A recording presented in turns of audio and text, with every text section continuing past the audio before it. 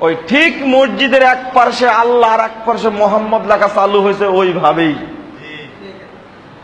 যে না এটা হলো বিভ্রান্তকর আকীদা। বাংলাদেশে এক শ্রেণীর মানুষের আকীদা হলো যিনি আল্লাহ তিনি মোহাম্মদ, নাউজুবিল্লাহ। এই আকীদা আপনি পোষণ করেন? তওবা তওবা, নাউজুবিল্লাহ নাউজুবিল্লাহ। আমি সৌদি আরবের মেহমানকে ঢাকা থেকে রিসিভ করে রাজশাহী নিয়ে যাচ্ছিলাম। সৌদি আরবে না, কুয়েতের মেহমান, তিনি হলেন কুয়েতের বিচারপতি। তো চন্দ্রা একটা জায়গা আছে না, চান্দুরা বলেন আপনারা, গাজীপুরে, ওখানে পার হওয়ার পরে যাওয়ার পথে একটা গাড়ির পিছনে লেখা আল্লাহ মোহাম্মদ। তখন আমাকে বলছেন যে এস মুজাফফর, মুজাফফর এটা কি, এ কি? আমি তখন বুঝালাম যে কিছু একটা বেদাতি শ্রেণীর লোক আছে, তারা এগুলো করে। তখন আমাকে বলছে তোমরা মসজিদ তৈরি করেছে কি জন্য? তাহলে এই কোথাকার কথা কোথায় নিয়ে গেছে দেখছেন?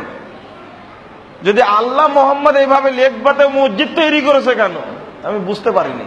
আপনারা কি বুঝতে পারলেন? আল্লাহ মোহাম্মদ দেখার সাথে মসজিদের কি সম্পর্ক?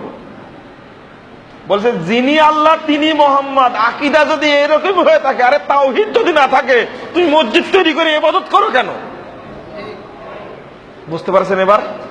তাহলে মসজিদ প্রতিষ্ঠা করেছে, তোমার আকীদাই তো ঠিক নাই। মসজিদ তৈরি করে কি জন্য? আল্লাহকে সিজদা করার জন্য। তোমার মধ্যে তো আকীদাও নাই, তাওহীদও নাই, তুমি মসজিদ তৈরি করেছে কি জন্য? তখন আমাকে হাদিসটা বুঝালেন। দেখো, মুআজ বিন জাবাল যখন যাচ্ছিলেন ইয়ামানে, তখন আল্লাহর নবী বলছিলেন তুমি যাচ্ছ, প্রথম কথা বলবে তারা যদি তাওহীদকে মেনে নেয়।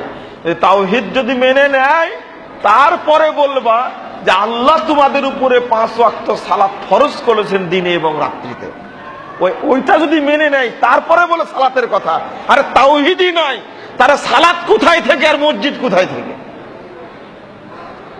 তো এই আকীদাটা চালু হয়ে গেছে আহলে হাদিসদের মধ্যে, এই বেদাতি আকীদের কাছ থেকে। আল্লাহু মুহাম্মদ পাশাপাশি লেখা চলবে না। আপনি লিখতে পারেন আল্লাহু আকবার। কথা বোঝা গেছে? আল্লাহু আকবার। যাক, মাশাআল্লাহ, এই মসজিদে দেখছি ওই যে মিনারের ছবি নাই, কিন্তু ওই মসজিদে দেখে আসলাম মিনারের ছবি। আমি বলে আসলাম ওটা এক সপ্তাহের মধ্যে ওটা চেঞ্জ করে দেবে, যেন না থাকে ওটা। আমি একই বলেছি, না জানার কারণে আমি বললাম ভাঙছে, তাই না? আলহামদুলিল্লাহ আলহামদুলিল্লাহ। তো না জানার কারণে আমি কিন্তু ওটা বলে শুরু করেছি কথা, বুঝতে পারেননি? আমি বললাম না আমরাও আসেনি, এটা আমাদেরও অপরাধ। আপনারা আসেননি কেন, বলেননি কেন? আমি বললাম না কিছুক্ষণ আগে, এটা না জানার কারণে হয়েছে। যখন জানতে পারলেন তখন এটা সংশোধন করতে হবে।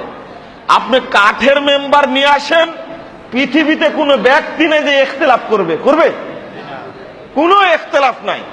যখন আপনি সিমেন্ট, বালি ইত্যাদি দ্বারা, টাইলস দ্বারা মেম্বার তৈরি করবেন, তখন একদিন এসে বলবে যে কাঠের মেম্বার কিভাবে টাইলসের মেম্বার হয়ে গেল। এটা শুরু হয়ে গেছে। দেখেন এটা কি দরকার? রাসূল সাল্লাল্লাহু আলাইহি সাল্লামের যুগে কাঠের মেম্বার ছিল, সাহাবীদের যুগে কাঠের মেম্বার ছিল, তাবেঈদের যুগে কাঠের মেম্বার ছিল, তাবেঈদের যুগে কাঠের মেম্বার ছিল। পরবর্তীতে এসে বেদাতিরা চালু করলো এই ইট বালি সিমেন্ট দ্বারা মেম্বার তৈরি করা। তো ওইটা তো আমার সুন্নাত না, আমাকে দেখতে হবে নবীর যুগে সুন্নাতটা কি ছিল।